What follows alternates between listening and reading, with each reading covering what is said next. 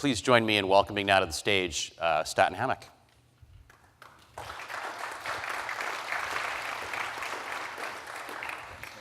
Hello, everyone. It's great to be with you this morning. Thank you all very much for your attendance and attention this morning. This is the last session before lunch, and I know you all are hungry. But I also hope that you're hungry to see and hear some data and information I'm going to be sharing with you. This is the first time MarkMonitor has shared information on what we're seeing in the industry regarding the impacts of WHOIS after GDPR. As you all know, the European General Data Protection Regulation went into effect in the spring. It has affected almost every business globally in some facet, shape, or form. And not only that, it has affected every sector and every industry, including ours. This is the brand protection industry. This is what we do. We protect our company's brands online. And, not surprising, GDPR and WHOIS has greatly impacted our ability to protect consumers online. So here's where we're going to go today. And I'm going to explain what has happened since May 25th, how long this impact is going to persist, at least how I expect it to, what are the impacts, and what does our data at MarkMonitor show in terms of impacts to our ability to protect our clients' brands. And then, what do we do now in this post-GDPR world, and how are we going to do it? Because the last two slides that I'm going to show you are basically a toolkit, some tips and tricks that we've learned along the way that we feel help us still try to do the work that all of us in this room are doing. And hopefully you'll come away from this presentation with some knowledge about, okay, in this world where data is restricted and I can't find out who the bad guys are who are infringing my marks or distributing counterfeit goods or pirating my content, there is some methods that are better than others, and that's what I'd like to share with you. Okay, so again, what has happened? Well, GDPR became effective on May 25th, okay? Prior to that, registrars and registries that were accredited by ICANN, the Internet Corporation of Assigned Names and Numbers, were required to collect and display all of the registrant data, the person who registers a domain name. But on May 25th, ICANN issued, on that same day, what they call a temporary specification for the display of registrant data. And what that specification allows registrars and registries to do is to mask the registrant data.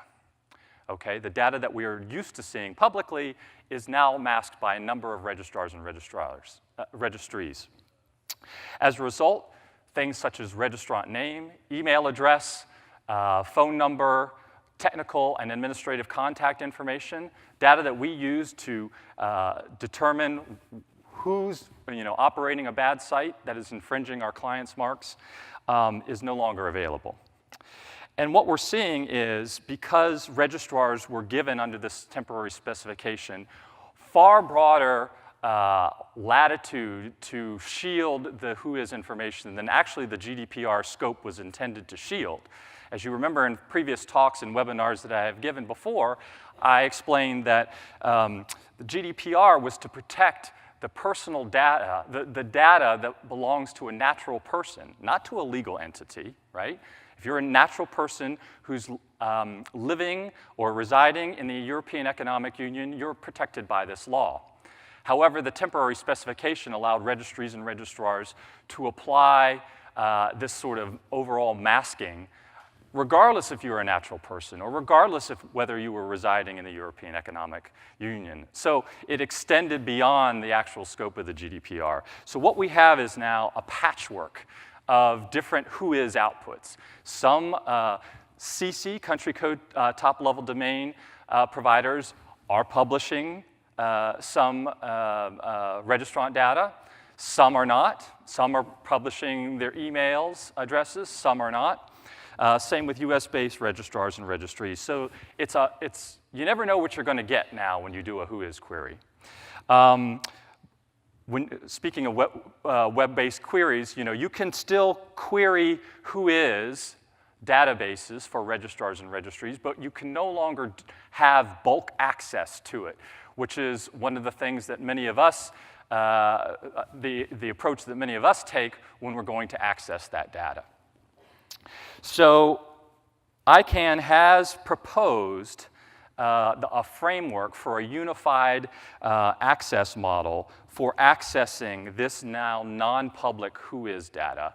But in order to really get to that point, more work is going to be done in ICANN policy development. And that's where the expedited policy development process occurs. And I'm going to mention that a little bit, but not get too much in the weeds because it's very complex. But essentially what's happening at ICANN is the ICANN community, those made up, that community of participants who represent some of you, intellectual property interests, who represent business interests, who represent law enforcement interests, who represent registries, registrars, and privacy advocates, are all wrestling with this temporary specification to come up with a final policy that can be implemented that allows a GDPR compliant WHOIS display, but still provides access to groups such as us who have a legitimate interest and a legal basis for looking at that data. So this is just a timeline of that process, and I only show it to you to emphasize that we're going to be stuck in this particular set of challenging circumstances for at least 8 more months. You can see at the top where the temporary specification expires. It expires 1 year from the date it went into effect. This is the projected time frame for all of the work that's going on in that policy development group. But I think we should expect that nothing will be issued probably before it expires, and we may be impacted further even subsequent to May of 2019. So what we have to do is chart a path through this new landscape to see what we can do to do the enforcement work that's so valuable to our clients and to your business. So before I get into the data, this is just a summary of where we are today, okay? This is the impacts on IP enforcement and the brand protection activities we see across, not just at MarkMonitor, but across the industry. Well, again, there's no way to directly communicate with the registrant now. When that information is masked, registrars and registries now have not provided any data for us to directly contact the registrant. Some have initiated a web form or an anonymized email address, so you can send your cease and desist letter or your breach notice using that method, but that method, as I'll get into later, is spotty at best, and not all registries and registrars have implemented that, even though the temporary specification requires them to do that. So WHOIS requests have to be made at each individual registry or registrar, okay? And as I mentioned, there's a patchwork of different requirements for making that request. I'm going to tell you a little bit about some of the best ways to try to get that information, but that's definitely an impact. More legal actions are required. If you want to get the data, then a lot of registrars and registries are saying, go get a subpoena. Go get a court order, and then we'll turn it over. So there's going to be an additional cost, of course, there to you. Bulk access, as I mentioned, through port 43, no longer available. Reverse WHOIS lookup services, where we would take WHOIS data that we could see and then look through all of WHOIS to see if there's similar data, so we can see patterns of abuse, or try to triangulate and find who's doing the bulk of the abuse that we see. No longer is effective. Anonymous domain name acquisitions. If you want to acquire a domain name, we provide that service to you. But before, we could find out who the registrant is and reach out to them on your behalf. That's obviously more challenging now when that WHOIS data is not there. Cybersecurity services that are dependent on WHOIS to find out who's distributing malware, greatly compromised and greatly affected. More manual processes and technology are having to be implemented at a greater cost to businesses in order to do the same kind of research and identification of the nefarious party than you had to do prior to WHOIS being masked. There's also a greater dependence on databases, and UDR claims we're seeing have been less effective in the sense that even though you still can file a UDRP case without WHOIS data, normally in order to prove bad faith, as you know, bad faith intent, which you know is an element in order to bring a UDRP case, you would usually file a UDRP listing a number of different domain names that you know were being registered by the same person. Well, without reverse WHOIS lookup, you don't know if that's there's no way to know that that domain name that's being infringing is also tied to another actor. And so we're not seeing UDRP cases with a lot of different domains. They're just every different case has to be individual and unique. All right, let's get to the data, right? And we're flying through this. By the way, in the interest of probably time, we won't have time for many questions after this, but I would love to meet you guys, all of you, at lunch and take any questions. So let me show you some of our data. So right now, when we want to go out and look for WHOIS data, 78% of the time, we are unsuccessful in getting that data.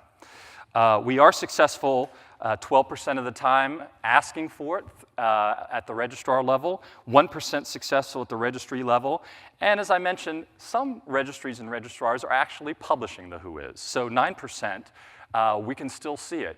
So when people use the term that all WHOIS is dark, technically speaking, that's not really the case. What's really the case in most instances is that the registrant data is not there, but other important DNS data like the ISP, the hosting provider, the registrar abuse contact, and things of that nature are still visible in WHOIS, and in some cases, WHOIS is actually fully visible. So over the course of the last 4 months, we've kind of been on a little bit of a learning process with registries and registrars because, as I said, they're not all acting and requiring the same amount of information when you make a request. So because we've been reaching out to registrars and registries and having sit-down conversations with them asking, well, if we want your WHOIS data, what do you need from us? What do you want us to say? How do you want us to frame the request? What would be a satisfactory description of our interest and our legal basis and our purpose for processing that data? These are all important buzzwords within the GDPR. And over those weeks of those discussions, we've come up with our own sort of process and template and request form. And because we've initiated that, we've seen a slightly improved success rate in getting the WHOIS data. But make no mistake, it's still a struggle. And the struggle's real, as I'll show you, because the registrant information is most often denied by the registrant, by the registrar or the registry. 74% of the time, it's denied. Go file a complaint. Go file a UDRP. Go file go get a subpoena. 26% of the time, we are getting it back. We are getting a response back. But largely, it's silence. Registrars and registries are just either don't want to deal with it, don't feel they can deal with it, think there's too much liability, and so effectively they're ignoring our requests. This slide just shows that if you're going to make a request, it's more effective to request it of the registrar as opposed to the registry. Remember, the registrar is the entity that sells you the domain name. The registry is the manager of the database of the domain at the top level, like verisign for .com. That's a registry operator. So one of the things we learned that is, if we're going to request WHOIS, go to a registrar, because most registries are going, we're not giving it to you. Okay, so here's a summary of the enforcement impacts we're seeing on our ability to do brand protection. The time it's taking us to do enforcements has increased by about 19%. That means our brand analysts who are doing the enforcement work on your behalf are taking more time in order to do the research and figure out where the registrant is, who the registrant is, sending requests through the anonymized email addresses or the web form and waiting for responses. It's slowing down the process. I think it would be even slower if we hadn't, as I mentioned in previous talks, deployed a detection technology that helps us look at websites and look for contact information that we can use to enforce on. So that's helped some. We've also increased our staff of analysts who are doing this enforcement work because we foresaw that it was going to take more time. And so at significant cost to us, we've staffed up so that we can keep on top of the detections that we see. One thing we've seen over the last few months is, when we look at across the years of data that we have, is there's usually a seasonal decline in the summer in the enforcements. Well, we haven't seen that rate of decline. And I think it's probably too early to tell to completely attribute that to WHOIS, and and to conclude that more abuse is on the rise. But that's an interesting data point we want to continue to look at. The registry and registrar email addresses that I mentioned, the anonymized email and web forms, again, pretty unreliable. It's hard to know if the registrant actually gets the request that we make.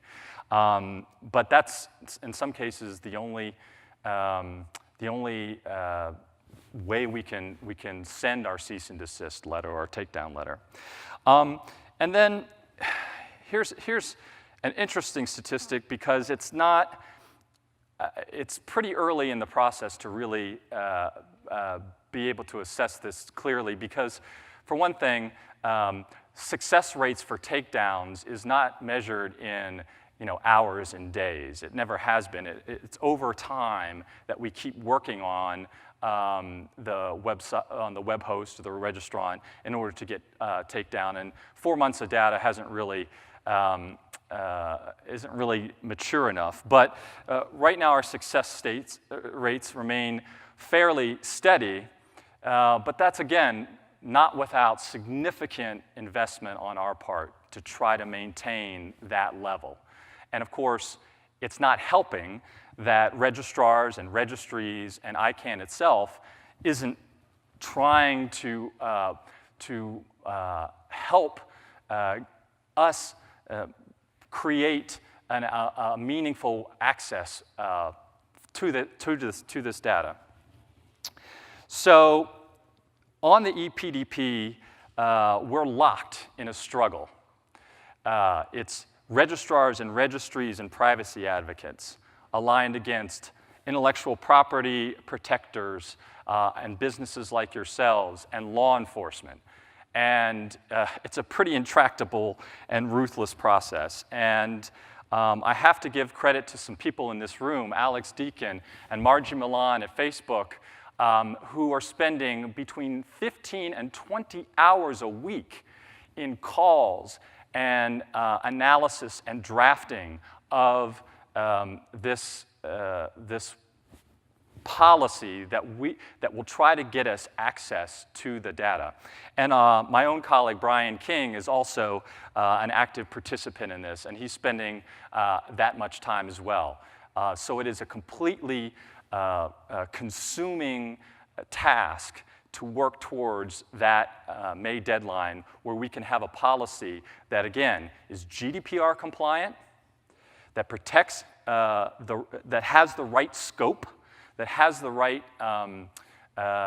scope of the GDPR. In other words, reduce this, we can apply it across natural persons and non-EU citizens. We need to get a policy that's proper in scope and also will provide us reasonable access when we have a legitimate interest and a legal basis for accessing that WHOIS data. What is our legitimate interest and legal basis? Well, it's to fight infringement, right? So here's what we've learned that I want to share with you based on our experience of the last 4 months. So a toolkit of sorts, some tricks and tips.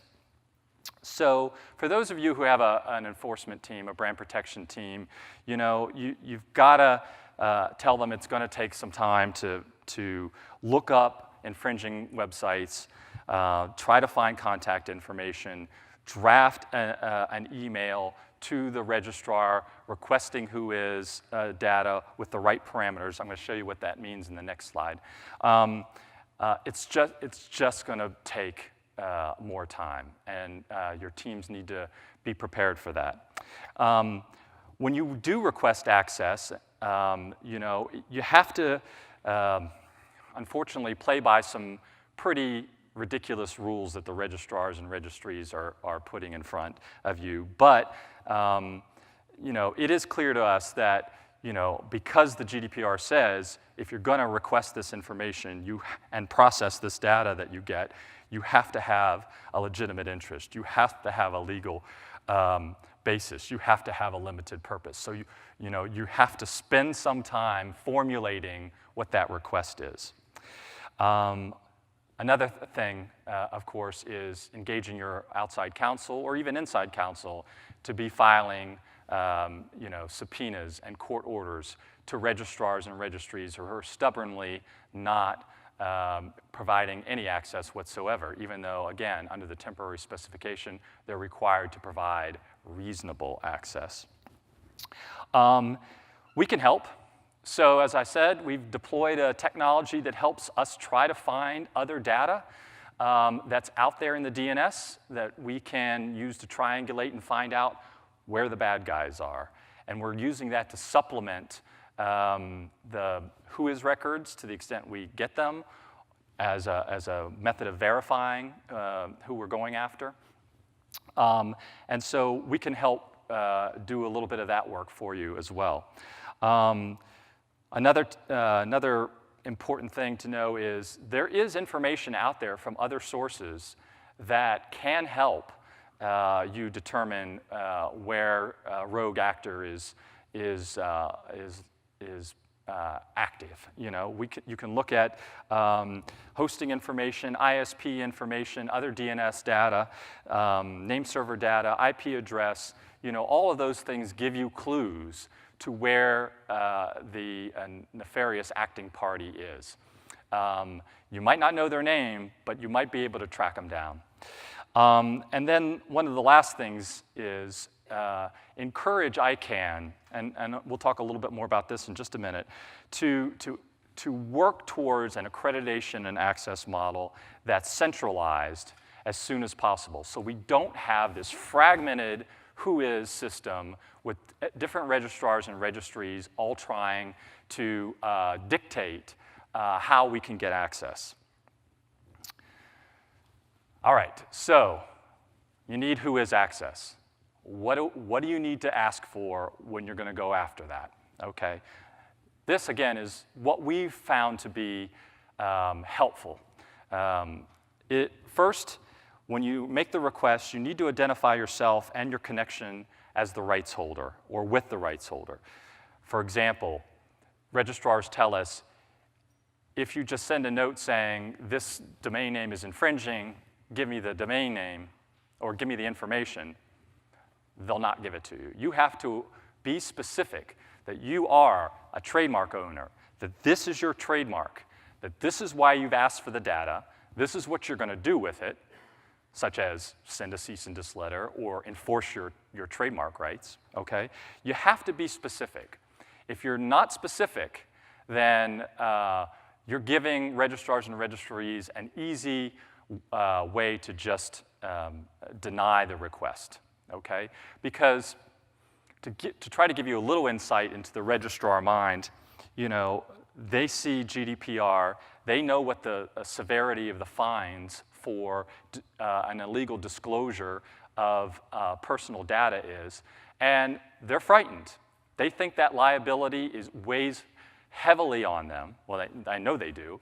And so they are disinclined to provide that information in almost every case because of the risk that they take. So if you can minimize that risk, but providing them, you know, specifics regarding what you're looking for and why you're looking for it, that you commit to processing it in accordance with GDPR principles, okay, and the regulations, and that you request only the information that you need in order to do your enforcement. Now, that's a little hard to swallow because the more information you have, the more easy it is to know and identify who the registrant is, right? But a lot of these registrars, they want you to, if they're going to provide you with information, they're going to provide you with the information that's the minimal amount of information necessary for you to take the next step legally. So as much as we would like all of WHOIS data, oftentimes we're not going to get it if we ask for it. But if we ask for certain things like email address and city, state information, right, or the name, you know, that is better than a denial. So when you're going to, you know, request this information, that is a suggestion that we have. All right, where do we go from here, right? What's next? Well, as I said, the work is undergoing to try to get to a reasonable position within a reasonable public policy on the access of WHOIS information. Keeping in mind, yes, there are privacy interests at stake. What we're doing, along with many of you in the room, are you know, stepping up advocacy efforts so that people hear that these impacts are real. And this data, which I'm sharing to you, which no one else has seen yet, is the first in a series of web blogs, WebExes, other ways we're going to push out this information so that other people, not just in the ICANN community, but other groups that we work with, law enforcement groups, anti-counterfeit groups, anti-piracy groups, can see this data and hopefully be mobilized to share their impacts with ICANN and with the registrars and registries so that we can push for you know, that access that's so critical for us to do our work. I have 1 minute and 30 seconds to spare. So I guess I do have time for questions. And Chrissy's not here to pull me off stage. So I think Fred's got a hand. Shocking. Hey, Statton, thank you very much. And I think it's especially appropriate we're in a theater right now because, you know, it's sort of a besides that Mrs. Lincoln, how is the play kind of situation we're in right now. And, you know, I really appreciate, you know, your cool-headed presentation of this. But, I mean, at the end of the day, what you're saying is it costs you nearly 20% more to do the same job that you did before, that we better lawyer up to get our job done. And I think, you know, though this is all good intended, I think what you just said was really most important. Is that the data protection agencies and ICANN are able to sort of sit idly as we all sort of suffer in all of this. And really, if you put the customer in the center of it, as Richard suggested earlier, that's who's actually harmed, the consumer and the person on the web who's surfing and inadvertently ends up on a bad site because it's up for too long. And so I think as brand holders, and I think I'm looking around the room, it's really incumbent on us to come up with cases that are able to support Margie and Alex and others with ICANN to actually present really what's happening and how it's impacting consumers. And we actually need to come up with this parade of horribles so that people know exactly how this is hurting folks, like the person who's looking for a job at Caesars who ended up spending his life savings trying to get there, which is really what the ultimate impact of this is. Yes, and to add to that point, with every passing day or with every passing minute of length of time it takes for us to do our enforcement work and you to do your enforcement work, it gives the bad guys that much more time to fish somebody or to sell a counterfeit good. And as we all know, the sale of that counterfeit good is going to fund terrorism, organized crime, child trafficking, illegal online pharmaceuticals. It's like, as we all know, it's not just about protecting, folks from a counterfeit handbag. This has real world implications. So the longer this process takes that I described, the more detrimental impact is possible because it takes longer to take down the sites. It's Margie, if I could jump in. Hey, Margie. Hi, and I wanted to really thank MarkMonitor for the amount of work and time that they put in supporting the ePDP. As Statton mentioned, Brian is on these calls alongside us and is really working hard.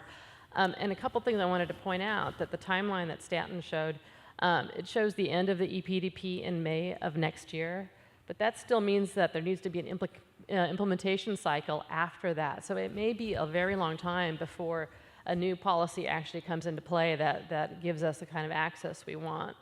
And the other thing I wanted to point out is you may be familiar with the temporary spec, but what's actually happening in the ePDP is that what's in there is being carved away. At least it's a fight every day, every week, about even allowing legitimate access for intellectual property purposes and cybersecurity purposes. So it is a very dire situation, and we're always struggling to get information and data. And what I really appreciate about what MarkMonitor is doing is that it's gathering the data and it's actually making the requests. And so one of the things that I think you all should think about as brand protection professionals is really using the MarkMonitor service and ask for the unveiling of the WHOIS information for whatever case you're working on.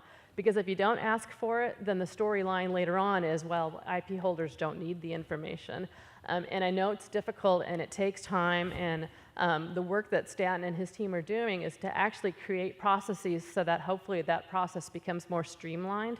And the more that MarkMonitor gets these requests, the more emphasis and importance the registrars will place on actually responding to those requests to give you the data. So those are just some couple ideas I wanted to share. And again, Statton, thank you very much for the work you guys do on this. It's really important and it really helps support us. Thanks, Margie. I appreciate that. Okay, let's eat, guys.